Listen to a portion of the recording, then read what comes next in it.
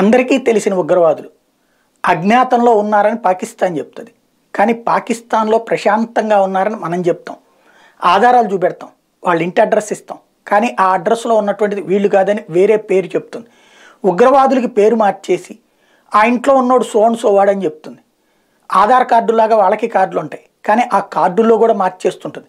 దావుద్ ఇబ్రహీం పేరు కూడా మార్చేసింది, యెమెన్ లాంటి వాళ్ళ పేరు కూడా మార్చేసింది. అట్లాంటి పాకిస్తాన్, తలలే మార్చగలిగినటువంటి పాకిస్తాన్కి పేర్లు మార్చడం ఓ లెక్క చేస్తూనే ఉంటుంది.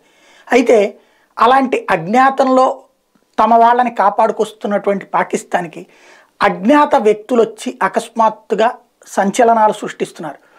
ఈ అజ్ఞాత ఉగ్రవాదుల్ని అజ్ఞాతంలోనే లేపేస్తున్నారు. వరుసపెట్టి జరుగుతున్నటువంటి అంశాలు ఇప్పటిదాకా చూస్తున్నాం. తాజాగా హఫీజ్ సయ్యద్ రెండో కొడుకు, ఎవడైతే మన కాందహార్ హైజాక్లో కీలకం, అట్లాగే ముంబై పేలుళ్లలో కీలకమైనటువంటి హఫీజ్ సయ్యద్కి సంబంధించినటువంటి వాడి రెండవ కొడుకు మొన్ననే కిడ్నాప్ అయ్యాడు.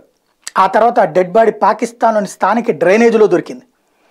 ఎంతోమంది ఉసురు తీసి ఎందరి జీవితాలను నాశనం చేసి ఎందరి ఆడవాళ్ళ కన్నీళ్ళలో చూసి ఎందరి తల్లిదండ్రుల కంఠశోకాన్ని మిగిల్చినటువంటి వాడికి ఇప్పుడు పుత్రశోకం అంటే ఏంటో తెలుస్తోంది. ఇప్పటికైనా మారతాడా లేరా అంటే ఇంకా మారడా ఏముండదు వాళ్ళ దగ్గర.